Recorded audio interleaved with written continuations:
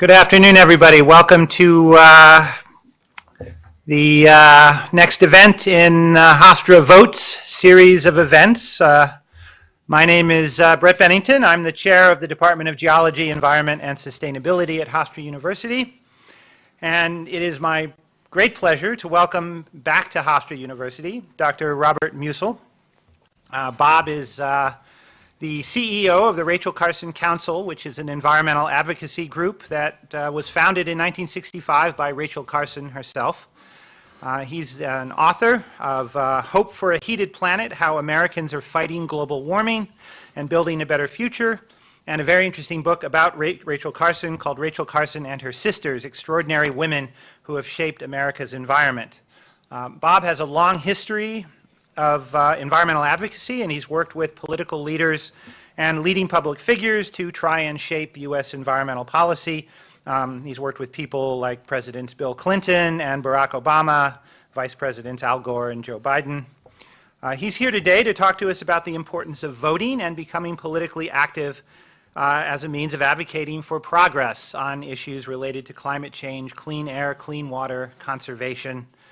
And his basic message that he's bringing to us today is that student engagement has the potential to shape environmental policy, transform higher education, and change the lives of everyone, including the students who are involved in it. So without any further ado, let's welcome Bob Musil to Hofstra. Thank you, Brett. Am I allowed to say you're a real rock star? No more geology jokes. I'm terribly sorry. It is wonderful to be here at Hofstra. I grew up in Garden City, which you presumably know is about a mile away. And so here I am. And what I was going to do, actually, because, well, some of you may not recall, welcome to the third presidential debate at Hofstra University. This evening we have Bob Musil versus Donald Trump. No? Well, you never know who's going to be running in 2020, but the truth is that Donald Trump, our president, is not on the ballot, right? Nor is the environment. Despite the title, I would like to be able to vote to prevent climate change, to prevent the spread of toxic chemicals, to clean our air and water. But golly, it doesn't seem to be there. So what I want to try to talk to you about a little bit is how in the world could voting possibly matter? How many of you have voted before or already early voted? Oh, well, you can all go home. Do they still get credit? You walk into the booth and it's got all this stuff on there, but none of it really seems to talk about what we care about the most. As you know, I mentioned the president. I think by now it should be obvious that since the election of 2016 and since I was last here at Hofstra, things have changed for the environment, and a lot of that has to do with President Trump. To be direct, he is leaving the Paris Climate Agreement. He's dismantling the EPA. He's pushing coal, one of the dirtiest and deadliest CO2 emitters around. In sum, leaving political parties aside for the moment, our president is an anti-environmentalist. I don't think there are many other ways to put it. He doesn't even claim to be helping the environment and use some sort of shenanigans to do that. So that's, at some level, a little depressing, and I'm going to try to depress you for quite a long time before you get to ask questions. But if the president isn't on the ballot and the environment, though it looks nice out there, I probably don't need to tell you that it's, frankly, getting worse. I'm sure you all were assigned to read the entire IPCC report on climate change, the Intergovernmental Panel on Climate Change that came out a couple of weeks ago. Executive summary, that's what I do. I glance at the executive summary. I don't really claim to read all the footnotes. But you may recall, or perhaps you saw in the media, that the findings, the announcement of these hundreds of peer-reviewed climate scientists are quite grim. We thought we had more time and that we could try to keep the environment below an increase of 2 degrees centigrade. That's 3.6 degrees Fahrenheit for those of you who are Americans. I really, sorry science professors, I really detest the metric system. It's just like Celsius and centigrade, and I always get speeding tickets if I'm driving where they're using kilometers because I can't figure it out. But the truth is the scientists told us we have to get down for sure to 1.5. That's 2.7 degrees Fahrenheit, mean global average increase in temperature, or we will run out of time, and we only have very little time to do that. In sum, we have to entirely change the way we live, our economy, the way they produce things, electricity and energy by 2050. Now, to me, that's fine. I will be singing in God's choir in the sky, or in the environmental chorus in the sky in 2050. You will not. But if that seems a daunting challenge, and these scientists said, you know, that's really difficult. It's unprecedented. Human history doesn't have anything like that, and we're almost out of time. So I'm getting more depressed reading this IPCC report. And then I think to myself, well, let's see. Calculate a little bit. Going forward to 2050 is backwards to 1986, when I was already a senior citizen. I'm glad yeah, I know, it's hilarious, isn't it? 1986. That's before the planet appeared on the cover of Time magazine in 1988 after Al Gore had important Senate hearings on global climate change. It's before we had an international treaty at Rio on climate change under George H.W. Bush, 41. It's before the Kyoto protocols in 1997, where we had the world's first serious climate change treaty. And it's well before help me here, Paris, before the Paris agreements. It's also well before we had a renewable industry of any serious mention. Renewables of solar, wind, geothermal, new technologies, and it's certainly before the electric car, except for a couple back in 1917 that went like that. So the scientists say, you know, there's not much time. But I think, frankly, at the rate of technological change, the way attitudes are changing in this country, understanding more of the science, most Americans actually believe climate change is happening is caused by human beings, the burning of fossil fuels, and they'd be willing to pay a little more to do something about it. But that somehow isn't reflected in our politics, in the government that is currently deciding whether or not to do something about climate change that is serious. So I think we have a fair amount of time. Just for example, and here comes the hope in the talk. Unprecedented, the scientists say. Not much time. We're running out. In fact, I said to my wife when I read this, I said, honey, the scientists say we're out of time and we got to move now. We have to trade in the Prius for a Tesla. I got to get my Tesla now.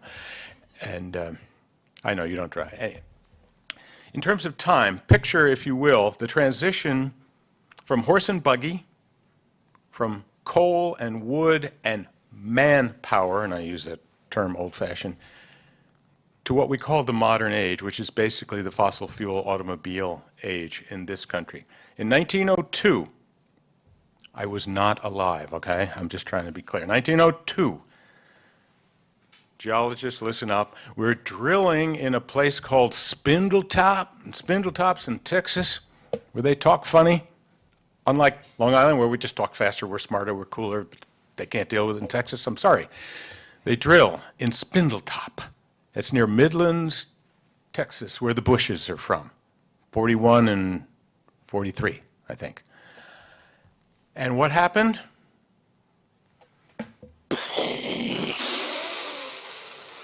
Oil, honey, as far as the eye can see, just blasting out of there.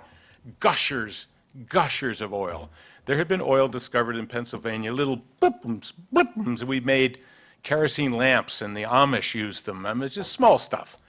After 1902, by 1929, we had built 40,000 miles of road with millions and millions of passenger miles. Cities were created based on the automobile, and we moved into the pollution and automobile age that you live in now, even though it has multiplied quite a bit by then.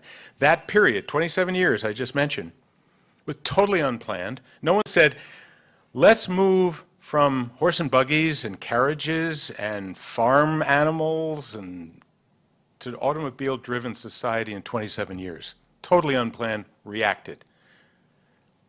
World War II. I wasn't there either. Close. Now you know what happened there. How many of you watched the bombing channel? Oh, I'm sorry, I mean the History Channel. Guys, come on, you can admit. Oh, I thought it was all gender biased, that just us guys sat around, look at it. And Hitler destroyed it. It goes on and on with bombing, right? So you know that in 1939, when my sister, my older sister, was born, the United States had a military of 332,000 troops. The entire military budget was $1 billion. We had a few hundred planes, a scattered navy. We were like, not much. By the end of the war, you understand that we turned out tens and tens and thousands of tanks and planes and ships and new technologies that included sonar and radar and others. We transformed our entire way of life, our entire economy within 4 years or so. We also built nuclear weapons then, but I don't want to digress too much. In other words, I think it's quite possible, and the scientists did say in this gloomy report, you know, we really do have a lot of the technologies to solve all of this. I said, oh, a note of hope. I said, however, it's unlikely, given this current status of the United States and its political leadership, these are scientists talking, not me, it's unlikely, you know, pulling out of the Paris Agreement, all of that, but all they said, in effect, what is missing is political will. And that's also going to be difficult because, you know, how do you get that political will going? Well, I'm supposed to tell you that you youth, and particularly Hofstra students, are going to change it all. Well, you know what the political pundits say? Yeah, they're nasty. I said, well, you know, all that talk about registration and getting people out and getting them to vote and change the world and da-da-da. Truth is, registration's up maybe 0.6, 0.7% nationally over what it was. And then they look at midterm elections. You all know what a midterm election is, right? It's when Donald Trump is not on the ticket. So why bother? Where's the environment? Where's Donald Trump? What do I do? Last midterm election, 2014, any guesses on the total percentage of youth vote as a percentage? All right, here we go. 0%. Ah, you are a pessimist. I don't even know. You should head for the bar now. I mean, it's just like 0%. Sorry. Good guess. Help me here. There you go. 8. Oh, you are pessimistic. We could do this all afternoon. The answer is 16% of youth. How about during Hillary versus Donald?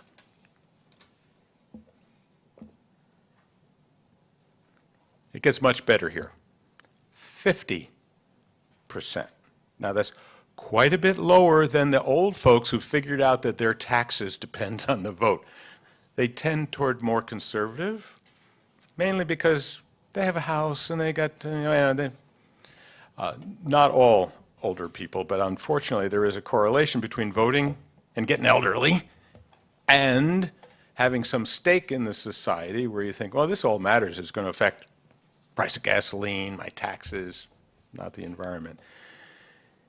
That means that if we were able to change the midterm turnout of youth from 16 to 50, millions and millions and millions of votes would come out. It also turns out that young people, for reasons that's an entire other lecture and course or set of courses, are somehow more concerned about the environment, more tolerant, more open to people who don't look like themselves, who don't pray like themselves, who didn't go to school with them. They're, in a word, generalizing, more progressive.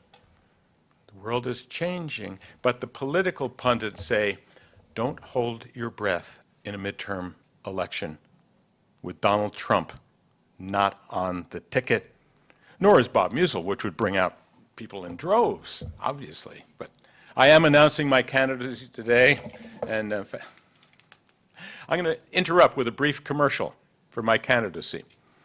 Quite seriously, I'm going to move away from the mic. I'm sorry.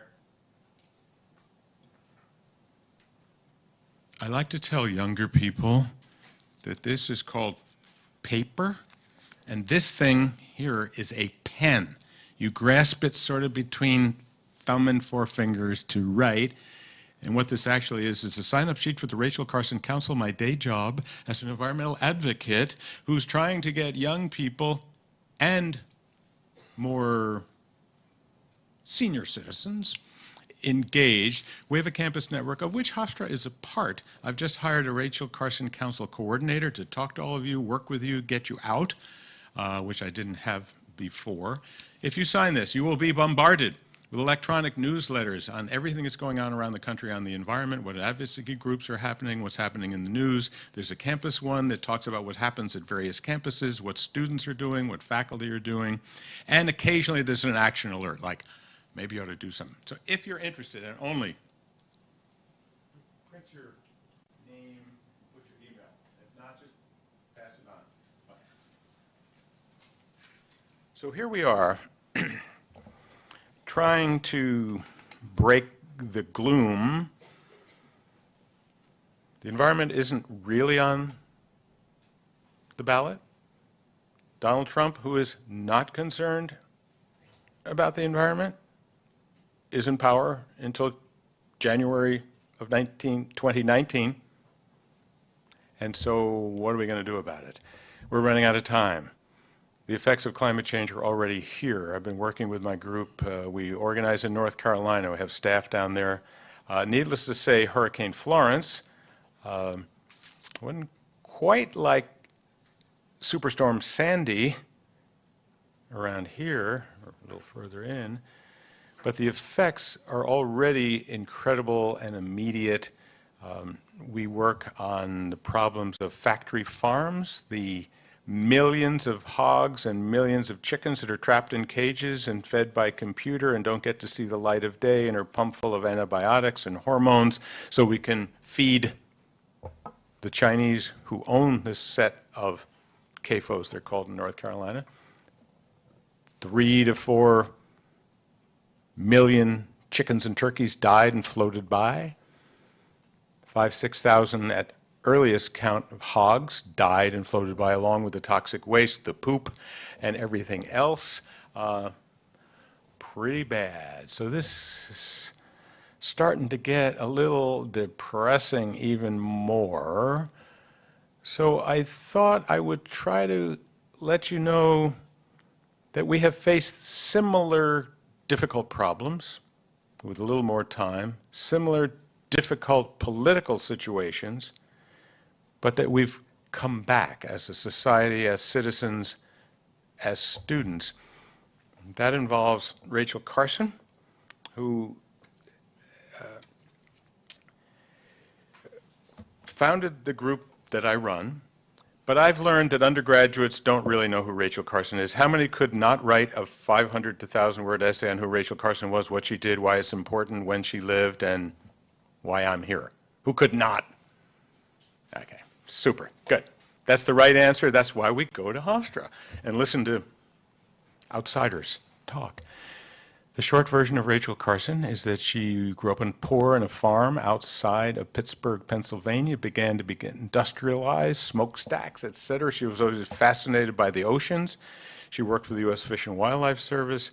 She wrote 3 best-selling ocean novels, all about the edge of the sea, its geology, its emergence, the critters alongside it. And then she wrote a book that made her immortal more than famous, Silent Spring, 1962. It's about the problems of spraying chemicals everywhere. DDT, dieldrin, heptachlor, and others. And because she was a best-selling author, she was immediately a beloved writer. So it, too, even though it was an attack, an expose on chemical corporations pushing DDT, on the effects on deaths of millions of fish, of large numbers of birds, and on human beings. She was afraid that everyone would hate the book and it wouldn't sell, because she called it her poison book. But the truth is, it took off and it caught the eye of everyone. In fact, going back to presidential debates, but at the time, you know how reporters are. They were bugging the president, and so they say to John F. Kennedy, 1962, Silent Spring, Kennedy administration, Mr. President, are you going to be doing anything? We're hearing a lot about pesticides. And he says, why, yes, you must be talking about Miss Carson's book. We'll be forming a task force and looking into that problem. And I mean, can you imagine if Donald Trump said, Bob Musil's book is fake news, and he's got small hands and low energy and is a bad guy? I'd be so rich, you would never see me. I can tell you that.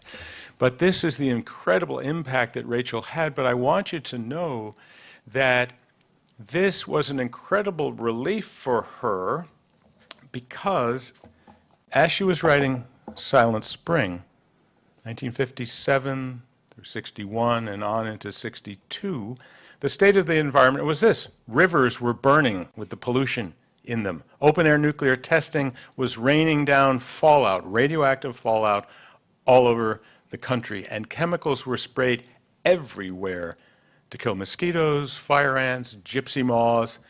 Some of you may have seen historical photos of DDT spraying on Jones Beach. I have to be in one of those photos, okay? Let's admit it, I'm that old. I ran behind the DDT trucks that sprayed the trees in Garden City. I was on the beach when they sprayed along Jones Beach. Anything that moved was fair game. It was already known that there were long-range health consequences of using DDT. That had been discovered right after the war with work in Patuxent Research Center in Maryland. Rachel tried to convince a magazine to write about it, the Reader's Digest. 1946, 62 is Silent Spring. You know what the magazine said? Boring. Thank you very much, Rachel. We don't think we're going to run articles about how spraying chemicals could hurt you. And so that's one of many early setbacks. She was also engaged in politics, and this is where we come back to what we're doing right now. Rachel Carson was deeply engaged with a candidate named Adlai Stevenson that only 3 people in this room know who that is. He ran for president twice and lost badly twice. He was opposed to open-air testing. He had an environmental agenda.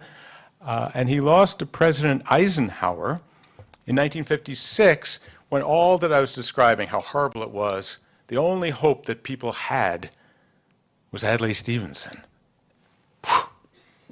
Blown away. And so what happened, what came in, and let me just quickly let you know what Rachel Carson was facing. This is a piece she wrote in the Washington Post that went viral. Well, actually, Al Gore hadn't invented the internet yet, but basically it ended up going all around the country and being in the Reader's Digest.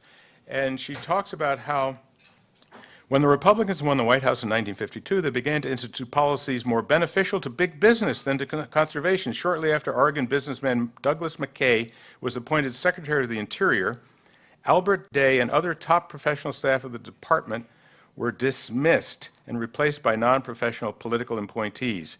And specifically, she says the firing of Alfred M. Day of the U.S. Fish and Wildlife Service, of Marion Clausen, Director of the Bureau of Land Management, all is destroying what we have worked for. She says the real wealth of the nation lies in the resources of the earth, soil, water, forests, minerals, and wildlife.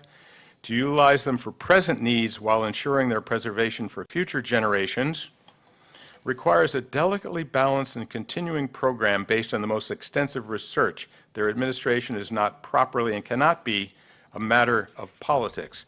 These actions within the Interior Department fall into place, and listen to this, this may sound familiar, beside the proposed giveaway of our offshore oil reserves and the threatened invasion of national parks, forests, and other public lands.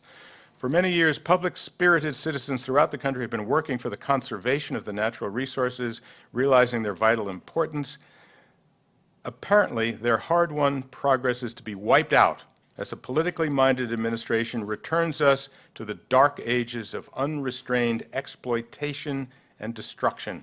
It is one of the ironies of our time that while concentrating on the defense of our country against enemies from without, we should be so heedless of those who would destroy it from within. Rachel Carson went out. She not only worked and campaigned for Adlai Stevens, she worked and campaigned for John F. Kennedy. She was part of Women for Kennedy, and when he was elected, she didn't just cheer and go to the inaugural or send out a tweet. She worked with the administration, with Stuart Udall, who was the Secretary of Interior, now an environmentalist, working on legislation, on speeches, trying to get a Department of Conservation that later became the EPA under Richard Nixon, but he did not invent it, trust me. And all of that quick progress came very, very, very quickly. I have lived long enough to see similar things happen with other presidents and other Congresses. And so I believe that as grim as some of the environmental news is, as difficult sometimes as politics is and seems, and it sometimes must seem to you that your votes, your engagement won't make much difference,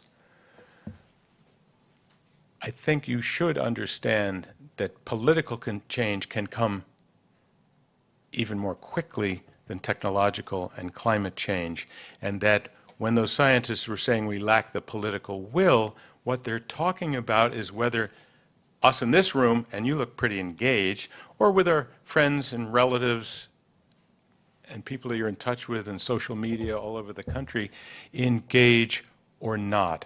I think I understand from talking to college audiences some of the difficulties. Money rules politics. I don't have any money. They're all the same. Washington is broken. It's not going to make any difference. I ranked the candidates, and my candidate isn't on the ballot. I worked for Cynthia Nixon for governor of New York, and she got blown away. Why should I bother anymore with that Cuomo guy? Etc. Did any of you work for Cynthia Nixon, by the way? You know who she is? Well, no. Okay. So here's what's going to happen with you and me engaging and working on these subjects. Trump's not on the ticket. The IPCC report and climate change are not on the ticket. Bob Musil's not on the ticket. No one seems to care. It's an off-year election. We need to drive up the youth vote from 16 to 20 or 25 or 30. You can do that. That would have immense impact around the country. Let's take a look at who is on the ballot. Okay. Here's some good stuff going on the ballot. Let's take governors. First category. Who wants to do governors for $800? Jay Inslee in Washington State is leading a climate change revolution. He has introduced and backs legislation to create carbon pricing, to work on climate change and head that state towards zero emissions. But that's Washington State. You know, they're all liberal hippies out there. And he's going to win. Okay. Jerry Brown in California, same deal. Pushing on climate change. California has done more with emissions and carbon than any other state and than most countries. And Governor Cuomo said he was going to line right up with Jerry Brown. Did he? I know that he banned fracking. Check, right? I think he blocked the Algonquin pipeline. However, there are a few things he hasn't done. If you look and Google right now for groups that work on these subjects, you'll discover that, for a simple example, there is a Climate and Community Protection Act that would provide money to, would first of all drive New York State down to zero emissions. It would provide monies to help with environmental justice because it's mostly poor people in communities who suffer the ill effects of this, and he hasn't yet backed it. That's why you see interesting little protests. Back when he had a primary, did any of you kayak with the environmental protesters out to Billy Joel's house? Did you read about that? Oh, man. I would have done it if I weren't stuck in Washington. First of all, just to go to Billy Joel's house. Second of all, to kayak and protest Governor Cuomo because he wasn't doing enough. Now, the point here I want you to understand is that if you're a hardcore environmentalist, you could start to get cynical. You know, Cynthia Nixon, she's famous, Sex in the City, and he batted her off like a flea. So the real environmentalists lose. We took our kayak and we went to Billy Joel. It didn't work. The truth is that Governor Cuomo is on the ticket. He is likely to win, as they say.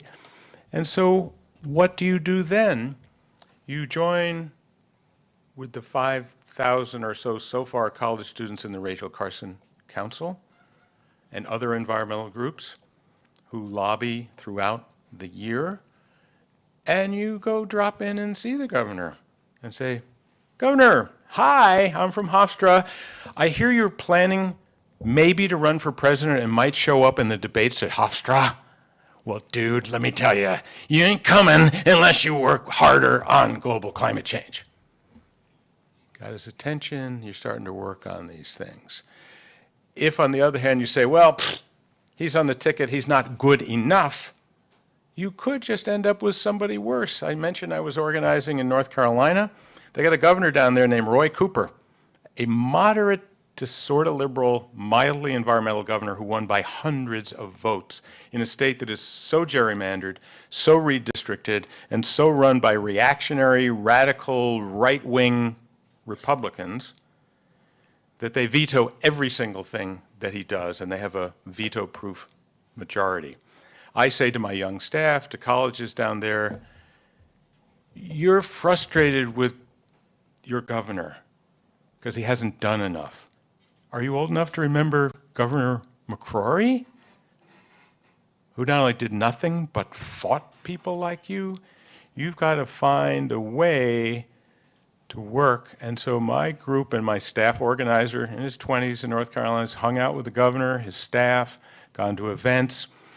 Elijah Brunson, his name, is more environmental and radical than I because he's younger, but he's figured out that he represents a network, not only the Rachel Carson Council, but an environmental justice network in North Carolina of people of color, of Latinos and African Americans and indigenous people, the Lumbee Nation. These are the folks that are affected by the pipelines, by the flooding, by the hurricanes, by climate change, by the hog crap that is by the millions of tons down there.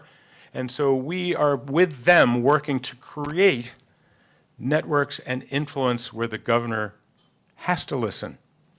We're not in the majority, but at least we got a governor hanging on by a thread. In New York, you can push Governor Cuomo to take more environmental stands, to be a better environmental leader, because then you could say to him, well, golly, who's that woman who's in the Senate who might run for president? What's her name? Help me here, New York. Who's on a ticket for senator from New York?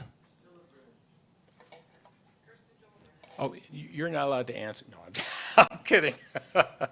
Kirsten Gillibrand, yeah. Anyone know what her LCV, League of Conservation Voting record is? That's an independent, nonpartisan environmental group that grades these folks.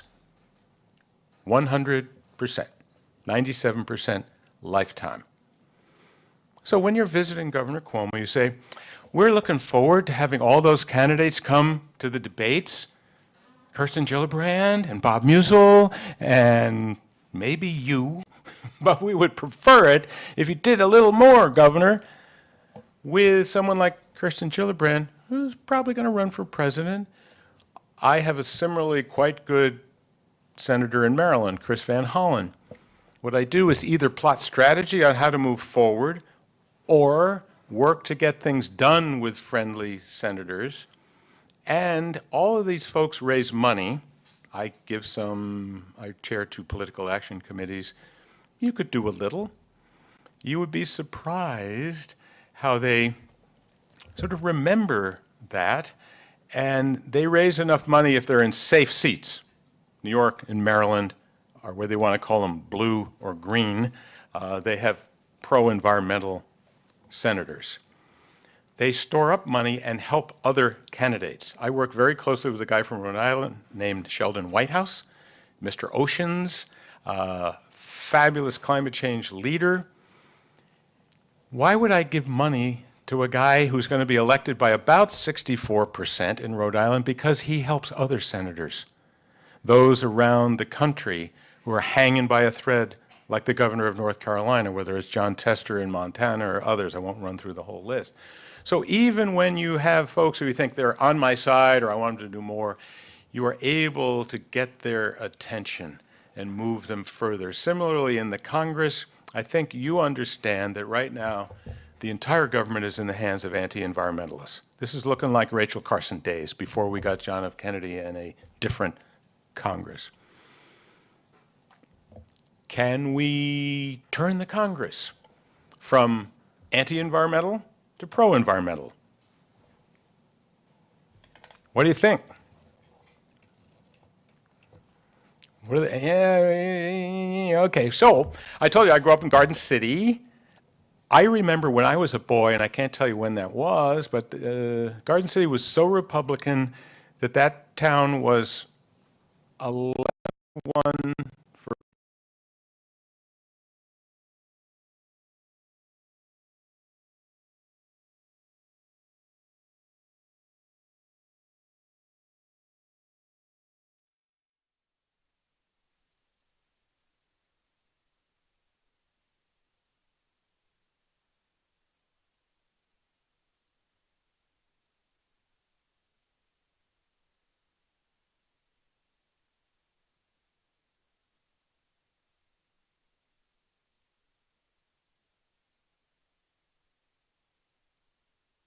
nothing. So she changed parties, in this case from Republican to Democrat, and ran and won and was just marvelous. My whole family from Garden City changed that moment. The rest of my family. Now, I had already got off the deep end. And now Kathleen Rice, it seems to me, is an equally very good congresswoman, whose LCV score is 97, I think. I better double check that. You just Google League of Conservation Voters scorecard, and you can decide. So if she's safe, so-called, what are you going to do? Well, if you happen to vote for her, again, you want to go visit and create a relationship with her. I astound people that the Rachel Carson Council produces reports that end up in the congressional record. They must be important and good. Well, I talked to my congressperson, Jamie Raskin. And I say, Jamie, would you put our report in the congressional record? He says, sure, Bob. You develop a relationship, and particularly when you have groups of you, student clubs, clubs, classes, you can begin to work with folks who understand that they have supporters and allies right at Hofstra University. You also, I want to remind you that these are national elections. Too many people think, well, this is for Nassau County. Who knows about the rest? Well, I know you have another congressional district here. Number 3, right? It's Woolsey. Yeah. That's a race. It's a little, if you follow pundits, it's leaning environmental. Maybe not.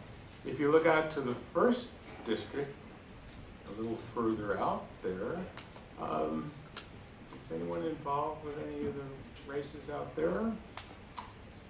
Long shots, possibilities. But I can tell you that you can be involved with your friends on social media in races all around the country. There are 50 top districts where young people can make a difference. A number of them are in New York State, not on Long Island. However, they are, I have to test my photographic memory here.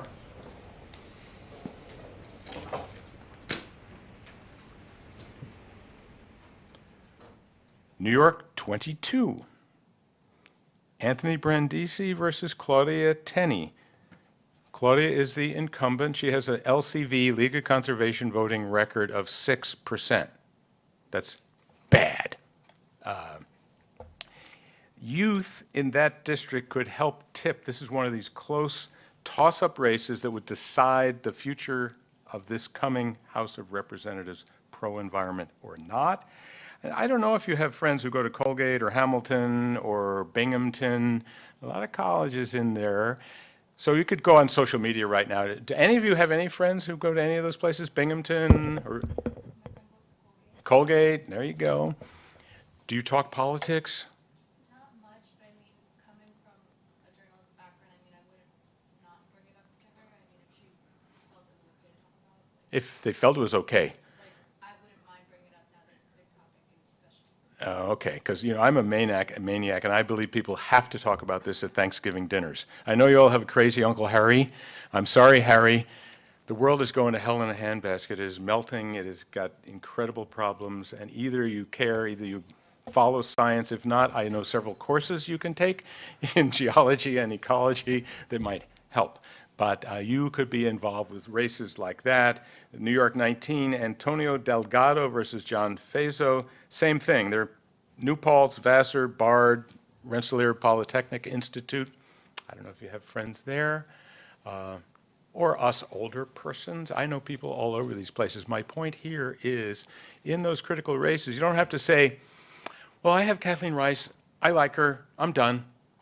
You can get involved, you can join with organizations, and then finally, when all this happens, when we tip the Congress, how are you going to make sure that these folks stick with their pledges and their promises? Voting is on the ballot, but it's not enough. If they don't live up to their promises, you kayak out to Billy Joel's house, or you do a little march, or you go visit them and lobby them on Rachel Carson Council Lobby Day in April, where you sign up, you hop on the train or a bus, and you come down there and you say, we want you to do this, you didn't do that. You meet people from around the country so you don't feel like, well, it's just Hofstra. It's everywhere, and that is what begins to build the kind of political power so that as we head into 2020, and I'm sorry to announce, the presidential races are already on. Is that a good thing or a bad thing? I love it. It means, of course, large amounts of money have to be raised, consultants, staff have to begin to be put into place, all of those kinds of things. And so right now, you're about to vote. You're going to connect up with your friends on social media or whatever and talk through what you might be able to do for governor and senator and congressperson. Then come January of 2019, if you turn out and get your friends to turn out and be involved, there might be one House of Representatives that is a majority pro-environment. Suddenly, my job becomes a lot easier than it's been because my friends, my allies, will be chairing committees, holding hearings. Rachel Carson testified to a Congress that was led by environmentalists, a guy from Connecticut named Abe Ribicoff. If it had been headed, pick your favorite senator currently there in power, we never would have heard of Rachel Carson. There would not have been hearings. If it weren't for John F. Kennedy, if it had been somebody else, she would have written her books, and we'd have had to wait another 8 years to find out what might happen. So we have a great opportunity that I hope you will join with me, with other students and faculty and citizens around the country, not just in Nassau, not just in Hempstead or Garden City and the like. I think you will be able to change our government and hence be able to change the world. Rachel Carson, final thing. You may or may not know that she was dying of breast cancer when she was writing Silent Spring. She actually wanted this group that I run, Rachel Carson Council, to go on as she was dying and said, start a group to carry on my work. She only gave one commencement address in her life, 1962. She already had metastatic breast cancer, hobbled, difficult. And this was to the women of Scripps College in California, a women's college. And she said to them, after describing some of the horrors that I've talked about, the role of corporations in pushing chemicals and ignoring environmental problems, of what people could do, she looked out to these women and said, your generation must deal with the environment. We cannot continue in ignorance. We must face the facts and act on them. Your generation must act on the environment. Here we are, 2 generations later. I can tell you the old days on Long Island when I grew up as a boy, but the fact is now we are getting out of time. We are not out of time. But each time these cycles come around, we have a chance to change the Congress, change the president, change the laws, help the environment. It is us, your generation, middle generations, and older generations who need to be involved and not just vote, but lobby, contribute, organize, march, kayak, and keep at it, because they never give up. The people who make a profit of oil and gas and coal and drilling and pollution. And so I look forward to returning to Hofstra about 20 years from now or so, when you're the senator from New York or the governor or the head of Hofstra, or doing whatever you do in journalism and geology and business in life, where we have solved much of this problem. And you can wheel me in. That's where I'll be. You wheel me in. Because I will cheer you on for your accomplishments. I will have worked beside you, lobbied beside you, marched beside you, kayaked behind you, all of those remaining decades that I have in my life. And so that's all I ask of you today, is that you commit your lives as if there were an evangelical call to come on up front and join with me and thousands of others around this country. And I swear you will be able to change politics and save the planet, no matter how gloomy it looks to you now. I'll be there with you.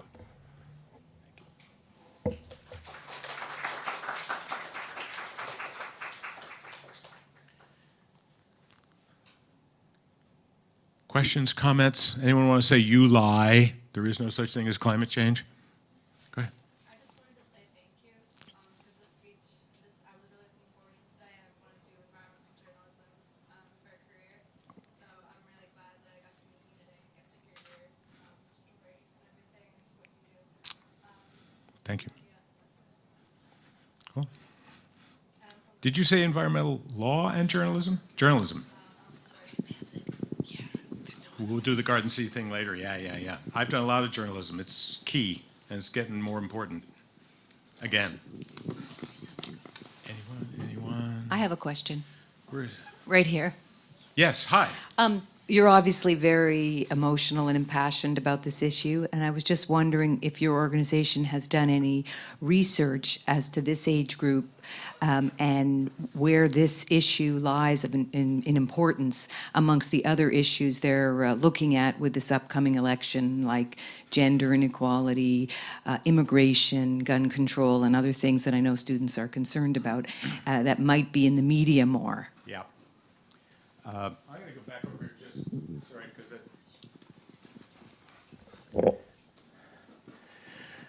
we look at research. I can't say that we have done it per se. We are doing research on how to engage youth in issues in the environment, et cetera, and there's a whole long story behind that.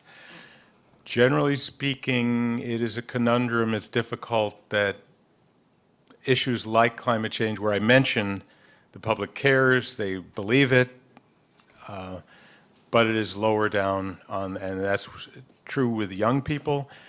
I think the problem is that climate change is a huge abstract concept, and that the price of gas or college tuition and debt or sexual assault are visible, real, tangible. And so we spend a lot of time in our educational work and organizing trying to bring it down to people's health and asthma and air pollution, or in the case of North Carolina, what's happening to poor people living around tons of hog crap. But in that sense, it's not on the ballot, and so it doesn't always rise to the top. Sometimes you have to look for, proxies. People do care about clean air, clean water, sometimes renewable energy, as compared to climate change, let's say. But they're still not quite there, and that's a piece of the problem, because right now the president has the bully pulpit. It's not John F. Kennedy or Jimmy Carter or Bill Clinton or Barack Obama. In the first 2 years of Barack Obama, to be clear, the entire Congress formed a joint task force between the two houses on climate change, appointed a climate czar, or czarina, Carol Browner, who had been the EPA head for 8 years, and began a whole series of things in climate legislation, joining the Paris Treaty, the Clean Power Plan, and then we fell back. But at that point, you would hear more. Now we're not. That's part of the important piece, I think, of changing the Congress, starting with the House. I didn't get into the Senate. You know, if the environmentalists were this majority in the Senate, well, just take my friend, literally, Sheldon Whitehouse. He'd be, instead of standing up alone on the floor of the Senate, constantly giving speeches, he holds the record for most speeches holding forth on the floor of the Senate, he'd be on national TV, or at least somewhere. Anyhow, no, it's still difficult. Thank you. Sorry, that was a long answer. Shorter answer. Anyone, I promise. Environment, politics, Garden City, the history of. I remember A.T. Stewart. That's a joke. I'm sorry, I don't remember A.T. Stewart, but Brett. So what do you, I mean, to get, you mentioned health, so to get people really concerned about climate change, what do you think is the best way to approach it? I mean, what do you think people care about that's connected to climate change? Well, we've begun, because we don't have much traction at the federal level, to organize in states, and it varies. And that's why in North Carolina we're paying a lot of attention to hogs and chickens, et cetera, because they give off methane. It's one of the powerful greenhouse gases, and we try to get people involved and interested in that subject that they can see and feel and touch, and they know about barbecue and pork and the crap. And it varies, but air pollution, clean air, asthma, health tend to be pretty good. I think. What about natural disasters? I mean, increasingly, yes. Hurricanes. I can tell you, when I ran Physicians for Social Responsibility, a previous group that I ran, we did a series of 18 state-by-state reports on the effects of climate change around 2000, 2001, because I thought my friend Al Gore was going to be president of the United States. Shows you what I know about politics. Even though he won, he didn't become president. Anyhow, the first time we did that in the state of Georgia, we talked about drought. And I went and spoke at a place called Berry College in Rome, Georgia, that was suffering drought. And I tried to convince people that it was connected to climate change and it would recur again more frequently. 2007, I came back. All they wanted to talk about was climate change and the drought and the legal battles over water between Alabama and Florida and Georgia. I didn't have to give them the speech. So yes, it depends. In California, obviously, fires and drought, and it's just awful. And so they are already moving on it. They also have developed a politics where they can do something about it. So as soon as that kind of politics moves into the White House and the entire Congress, we can move forward. Yes, sir. Besides the Rachel Carson Council? Council and the League of Conservation Voters, what other environmental organizations do you support that are doing the job that you want done? There's a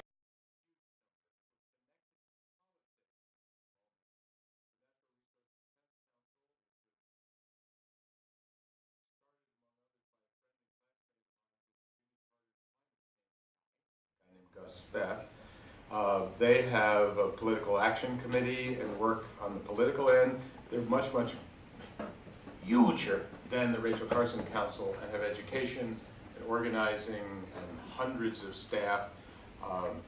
I think they're doing a good job. The way we work thing in Washington with the big groups, I'm not talking locally, maybe we do that also, is they work together, they plan strategies, but they have different roles and different constituencies. So if you want on the leftward end or the more environmental end, you have the Greenpeace. Most of their job is to call attention and raise ruckus and float down buildings and do zodiacs around and to call attention, to get visibility, viability for a subject. Over on more conservative ends, the National Wildlife Federation, for example, I think it's like, well, it used to be, it's probably now maybe a third Republican. It's all over the country. They care a lot about wildlife and fishing and hunting and stuff that we don't do so much on Long Island. I think they do a good job. All of these groups have shifted a lot toward climate change. We held big summits and meetings to figure out how we could pool our resources and be more effective.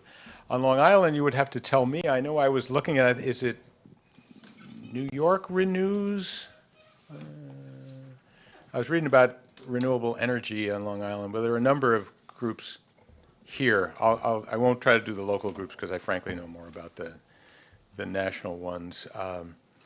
But there's a role for each. Take the Environmental Defense Fund, which is founded in New York back in the old days. It is a larger, more corporatized kind of environmental group, and they try to move the FedExes and the McDonald's and the Walmarts and create new technologies. They're on the, shall I say, the establishment end of the climate groups. And on the other end, like the Sierra Club, are active in anti-coal campaigns. They work on campuses with students, et cetera. Anyhow, I'll stop there because what I really want you to do, of course, is become Rachel Carson. I have a friend of mine who's very good at, if you end up doing any of this work, you have to raise money. You carry a tin cup. I'm not going to ask you. But he said, Bob, this is a friend of mine, he said, you got a great new gig with this Rachel Carson Council. I was thinking of a direct mail piece where it says on the outside, we don't need any more Rachel Carsons. And you open it up and it says, we need thousands of Rachel Carsons. And that is actually why I come out. And part of the reason I'm so committed, I'm frankly rebuilding the Rachel Carson Council, but her ethic, the way she looked at things and combined issues between human health, animal health, pesticides, she knew about climate change early. She worked on confined animal feeding operations, industrial farms. She wrote about in 1964 an expose. She was opposed to nuclear weapons, nuclear testing, and nuclear wastes. She saw all of these things as part of human arrogance that we can control nature, make it do our bidding, change it, and that she believed unless you had empathy, feeling, imagination for other little critters and other people, that the human species became quite dangerous. And so you mentioned other issues. Rachel Carson didn't deal with the immigration issue as far as I know. She would have surely refused to categorize people as less, as other, as dangerous because they had a different name, a different skin, a different religion. She just didn't believe that stuff.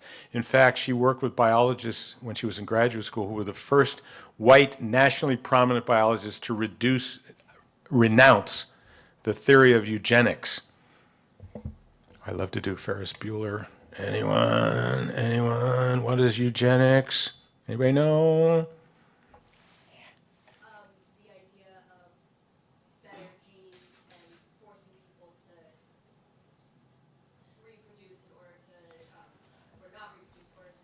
preventing, sterilizing, to get good genes. That's Greek, I think, eugenics. Yeah, racial improvement, and what that meant was the white race, to be blunt, along with getting rid of so-called mental defectives and other kinds of inferior folks. It was the prevailing biological theory in the United States until at least the late 1920s. And so she worked half-time in grad school for these biologists who said, this is crap. Well, I think they may have said, we disagree with the scientific premises under all this, and this is not true, and they broke with it and joined the NAACP. These were Rachel's mentors. And in 1957, a long time ago, starting out on climate change, on Silent Spring, her literary agent and best friend produced, marketed, got onto the world the first book of a little-known Baptist preacher. His first book was called Stride Toward Freedom. Yeah. Dr. Martin Luther King Jr.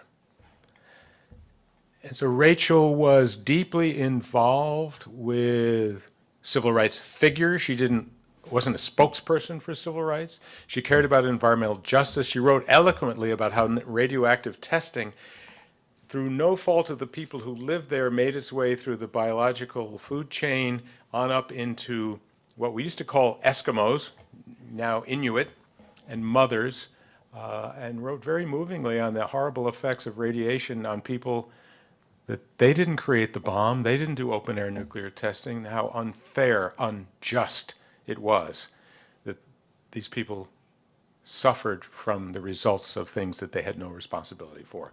And that is where we are now.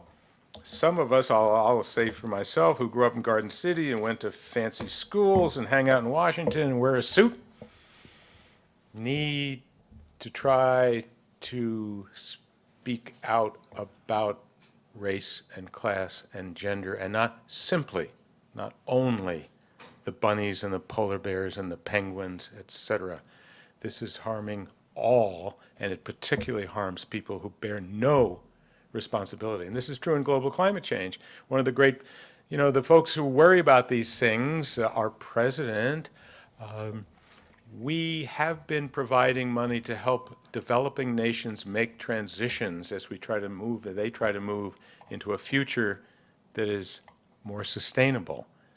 Because we put the most of the climate emissions, the CO2 emissions that are up in the atmosphere. The Chinese have now caught up to us and passed us on an annual basis, but it stays up there for a long, long, long, long, long time. And so that kind of justice is what brings me and gets me up in the morning at old age. But I don't start at Thanksgiving dinner with "you're a racist pig and you don't understand what's going on." I usually try to say, you got asthma, huh, Uncle Willie? I wonder why that is. What do you think about that? Then I head into 8th grade science and go on from there.